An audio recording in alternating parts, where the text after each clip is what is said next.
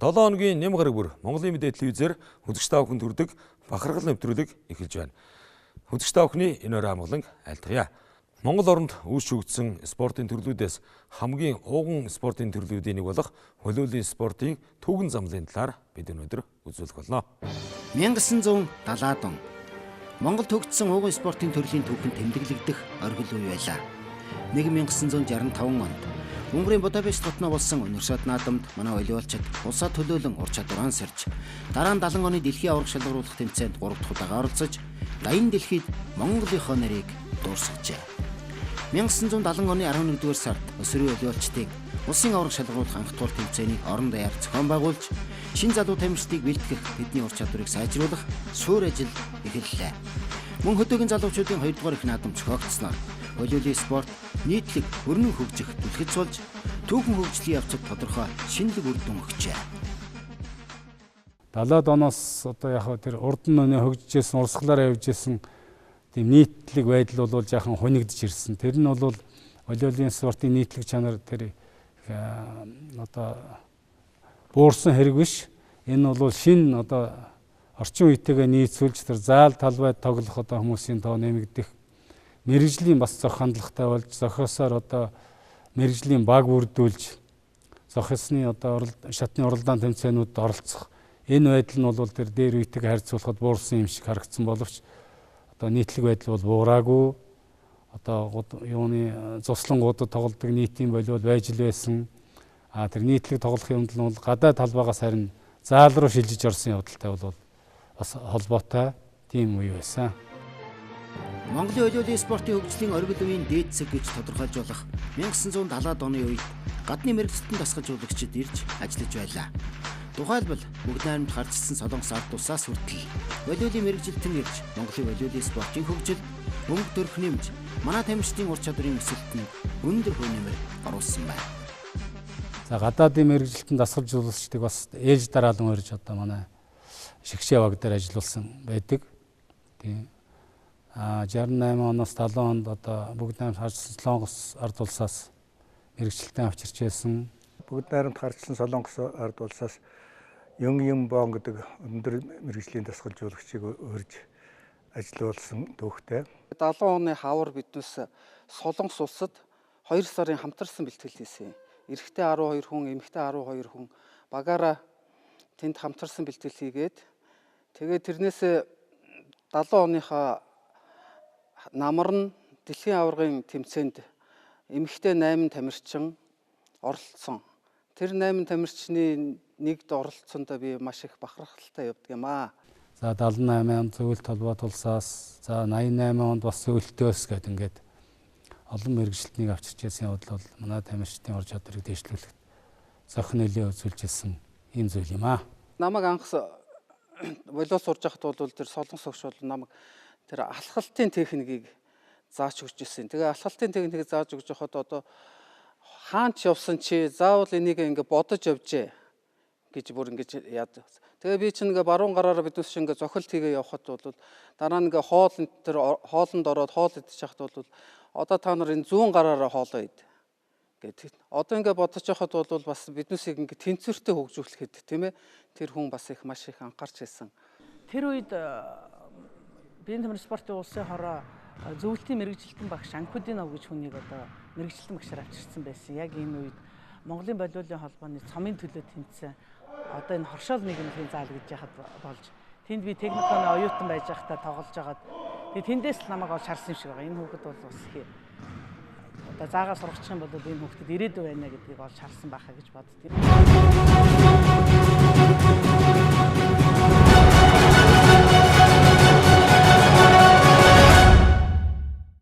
Тухайн үеийн бэлтгэл сургуульд бол төр засгаас маш их анхаарал тавьдаг байлаад 554-ний цалингаар салинжуулна.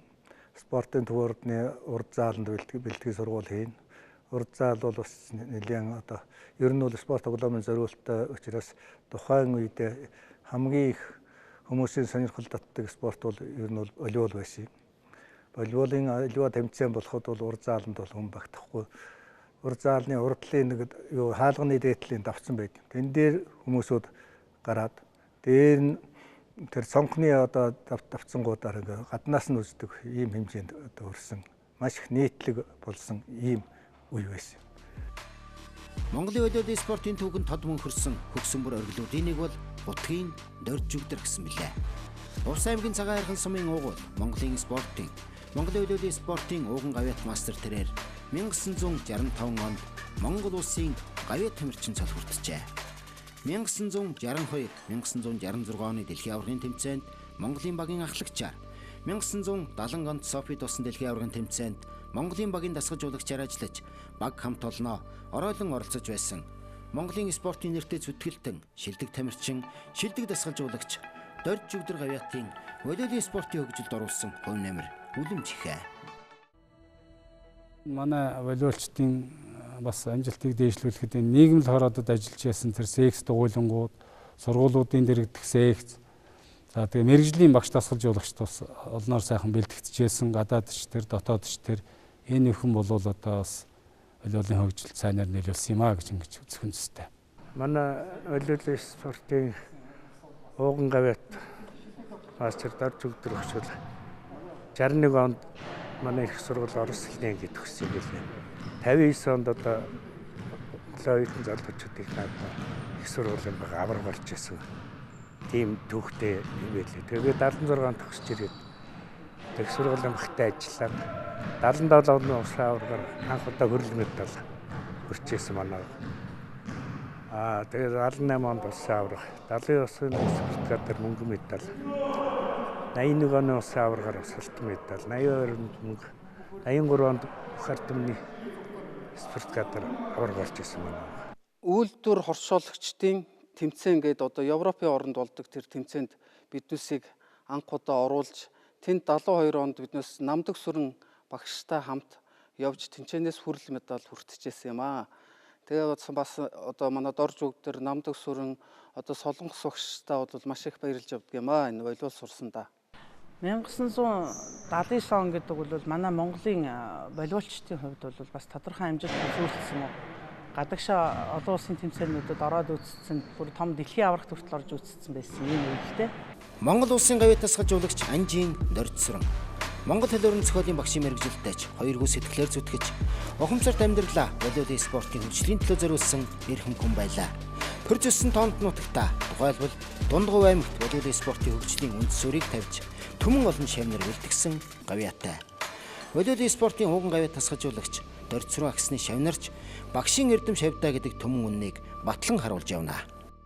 Манай багш бол монгол хэлний багштай ер нь бол тэгээ энэ төрлийн сургууль төгсөөгүй мэргэжлийн монгол хэлний багш тэгээ өөрийнхөө сонирхлоор хүүхдүүд хичээллүүлээ. Тэгэл тэр секцэнд нь би орж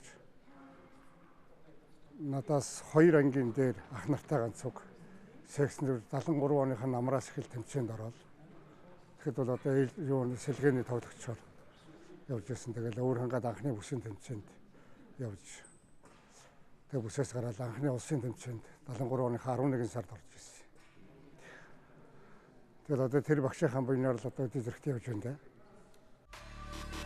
Монголын волейболын спорт үүсчигдсэний 90 жил, Монголын волейболын холбоо байгуулагдсны түүхт 60 жилийн энэ онд тохиож байгаа билээ.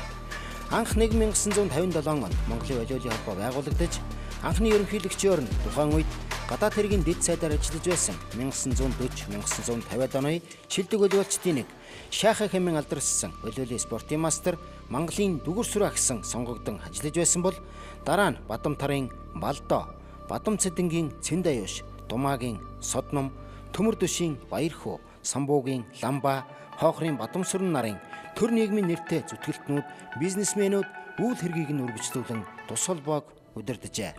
Одоо Монголын волейболын холбооны ерөнхийлөгчөөр Цэнцүрэнгийн Баярбаатар, ерөнхий нэрийн бичгийн даргаар Цэвгмэдийн Батэнхнар ажиллаж байна. За анх 1957 онд Москвад олон улсын холбооны хуралд Монголын волейболын холбоог төлөөлсөн хүн маань манай Шагдар багш байдаг.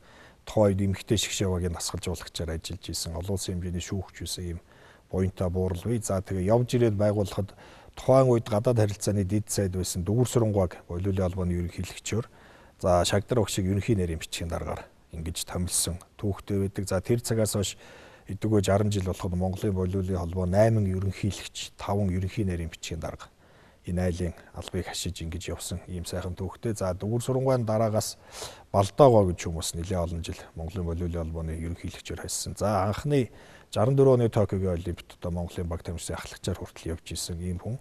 За Балдаогоон дараа төлөвлөгөөний комиссийн орлогч дарга болсон Цэндавишгоо бас нэлээд олон жил волейболын холбооны ерөнхийлөгчийн албыг хайсан. Цэндавишгоогийн дараа Монгол Улсын ерөнхий сайд байсан Содномгой энэ албыг бас 5-6 жил орчим хугацаатай хашаад ингээд 95-6 он руу зоолгож байгаа. 90 оноос 96 онд гэж байгаа. Тэр 6 жил холбооны ерөнхийлөгч энэ албанд байсан.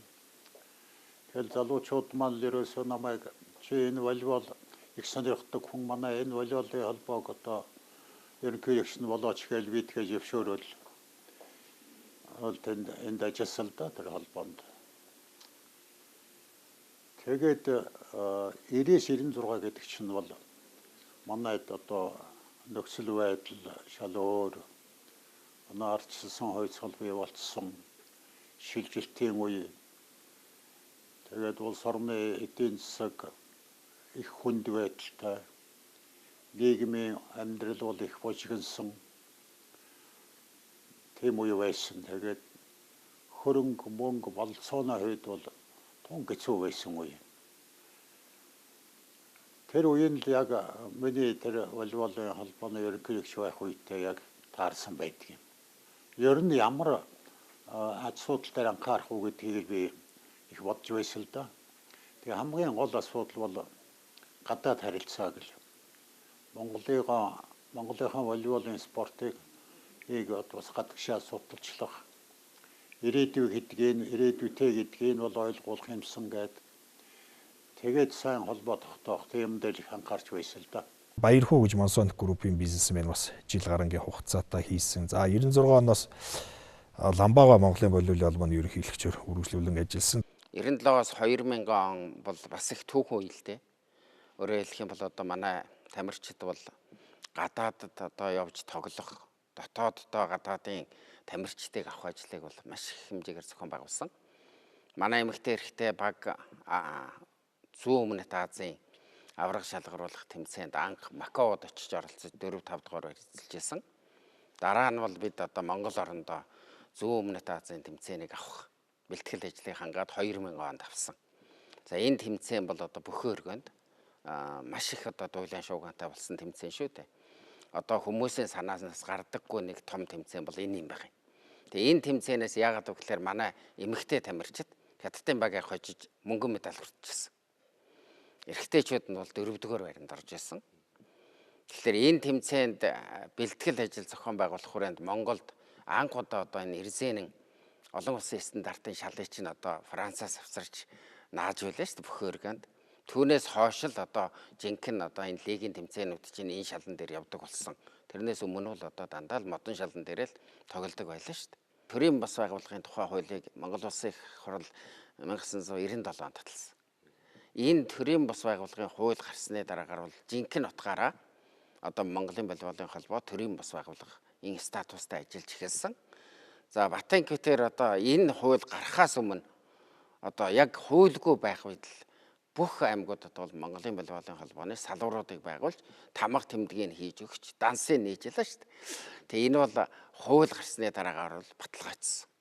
Тэгэхээр энэ бол Монголын спортын түүхэнд бол волейболчдыг бэлтгэх. За бүх аймагуудад бол одоо салуур хороодууд нь волейболын тэмцээнийг аймгийнхаа төвшөнд явуулах тэр бүх ажлууд бол одоо зохион байгуулагдсан гэж ингэж хэлж байна.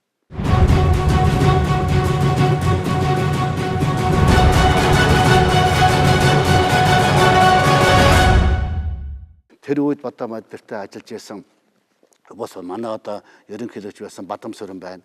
Тэгээ манай энэ Араашгой байна, Төмөрзөнд байсан Араашгой байна те. Тэгээ харахын одоо багийн эзэн байна, Сононпол байна, манай залуу Монголын одоо манай улсын их хурлын одоо гишүүн байгаа Эрдэнэбат байна, ноён гэдэг. Тэгээ алдар нийгэм тэгээд эдгээр ингээд цөмөөрөө юу яагаад клубын системд болоо тийм маягаар хүмүүсийг тогтвортой 10 хэдэн хүн бариад ингээд клубын маягийн системийг анх үүсгэж тэгж эхэлсэн. Тэгээ их өрсөлдөөнтэй тэнцүү тамирчтай. Тэгээд энэ тамирчдыг ч аль одоо манай алдар нийгэмлэгийн дээр тулгуурласан тийм мундаг сайн олон тамирчдтай спортыг л бид нэр үндсэндээ тарааж хувааж аваад тэнцүү. Тэгээд энэ клубүүдийн суурь боссон шүү дээ. Тэдний юм чадвар. Тэгээд одоо Баатар бүр Мөнгө төр одоо тэгээд Сүхбаатар гээд зөндөө хүмүүс байна л да Монгол туулгалгаар. Ийм юм дээр ингээд бид нэр хийгээд тэгээд юу л клубын хэлбэрт орох маяг болоод тэгээд тэргүүлэгчд болоод бид нар тэрэн дээрээ үйл ажиллагаа явуулдаг болсон. Гэтэ бид нар тэр үед тэргүүлэгч болоод ажиллахад ямар нэгэн одоо мөнгө төгрөг санхүүгийн байдал мэдээж үнэлсэн. Гэтэ мөнгнөөсөө илүү байгууллагын одоо юугаар сэтгэлээрээ одоо өөрснийхөө хийж гүйтгэж байгаа ажлаараа нэг явуулдаг юм бол байш заавал мөнгө ш. Тэр утгаараа ингээд спортынхаа юм төлөвлөсөн юмар ингээд зохион байгуулад ингээд хийгээд явсан манай тэргүүлэгчд тэгээд хоорондоо их өрсөлдөөнтэй. Тэгээд ингээд бие биенийхээ одоо жил ээлж тэмцээнэ даадаг зарлын ийм маягаар бид зохион байгуулаад тэгэл тэрний үндсэн дээр одоо зэрэглүүд гэсэн их сайхан одоо дэмжээд их байр ашиглагад их сайхан байсан л да. Тэгээд юм явж эхэлсэн. Ноён клуб бол яг манай төрөвч чинь хувийн бизнестэй байсан. Манай компани нэр дор байгуулагдсан анхны клуб л дээ. Тий. Лигийн олон жил одоо 10 хэдэн жил тасралтгүй энэ лигт оролцсон. Олон сайхан залуучуудыг бэлдсэн. Яг би залуудаа спортоор хичээж ирсний хувьд бол сонирхолтой байсны хувьд олон юм тэр үеийн залуучууд л надад хандаал тэгэл энэ холбоог байгуулах саналыг тавьсан шүү дээ. Ноён клубыг байгуулах саналыг. Тэгээд анх удаага энэ лигт оролцож ийлээ гэж. Ер нь бол волейболын холбоонд ингээд сүүлийн 20 жил оролцож санал оноогоо хэлж явсны хувьд нэг л зорилготой бий орсон. Мэдээж багийн тоглолт бол зардал өндөртэй тийм ээ. Гэхдээ волейбол гэдэг гоё спорт. Хамгийн гол нь багийн тоглолт гэдэг юмыг энэ залуучуудын хүмүүжилд энэ волейболын холбоогоор дамжуулаад тийм ээ бид нар энэ нийгэмд нөгөө өв тэгш хүмүүжилтэй гэж ярьдаг байлаа шүү дээ. Ерөнхийдөө тийм залуучуудыг бүлтгэхэд л хамгийн ач тустай юм биш үү гэдэг талаас гол анхаарсан юм л тэр. Волейболын холбоонд оруулсан нэг үнд цөлийг би бол яхахгүй бидний хийсэн үнд цөл гэж боддог. Энэ юу гэхээр хүүхдүүдийг багаас нь волейбол сонирхолтой болгох тухайн асуудал. 99 онд чинь бид нэр Багнуурт волейболын төрөлцсөн анги гэж байгуулж байлаа. Тэгэхэд төрөлцсөн ангийн тухай ойлголт байгаагүй шүү дээ. Волейболын төрөлцсөн анги гэхээр яадаг гэхээр нэг ангид 32 хүүхэд аваад эрэгтэй эмэгтэй 2 дугаар ангиас нь бид нар авч ирсэн. Тэгээ тухайн үед тухайн сургуулийн удирдлагатай ярилцаж ойлголцоод энэ ангийг сонгож аргаад 2 дугаар ангиас сүүлээд 10 дугаар ангийн төгсдөл нэг анги болгож яг волейбол спортоор хичээлүүлсэн байхгүй. Энэ бол бидний амьдралын туулж өнгөрүүлсэн туршлага. Хүмүүсүүд заримдаа спортыг зүгээр тухайн наснда ингээд өөрийгөө илэрхийлээл тийм ээ нэгсүүл нийгэмд одоо ингээд улсад дэлхийд ингээд нэр зүйтэй болоод өнгөрдөг гэж түгээмэл ойлголт байдаг. Энэ бол тийм биш юм гэж. Яг тийм биш юм гэхээр би энэ ангийг явуулахад чинь 8 жилийн хөдөлмөрчтэй. Тэгэхэд энэ ангийн хамт олон эцэг эхчүүд сургуулийн удирдлага ингээд нэг хамт олон болж байгаа байхгүй.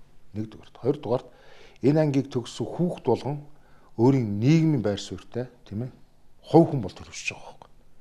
Зүгээр энгийн үгээр хэлбэл ярьдаг ч тийм ээ арх уудгүй, тамхи татдаггүй, тийм өвчин тусдаггүй гэдэг. Тэгээд хүмсүүдийн харилцаанд их идэвхтэй оролцдог, хүмсүүдийг ойлгодог.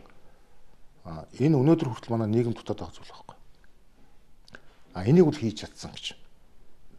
Тийм учраас бол миний одоо волейболын холбоонд одоо тамирчин бэлтгэхээс илүү энэ волейбол гэдэг энэ сайхан спортоор дамжуулаад тийм ээ энэ хүүхдүүдийг хар багаас нь тийм ээ ингээд жинхэнэ нийгмийн зөв төлөвшөлтөд бие хүн болгоход бол энэ волейбол спорт бол асар чухал юм байна гэдгийг би нотолж чадсан гэж бодоод байгаа. Бид нар бол бие биенийг их хүндэлдэг, характерын хувьд бас их зөв хүмүүсийг уламжлсан байдаг болохоор их ойлголцдог байсан байна тий.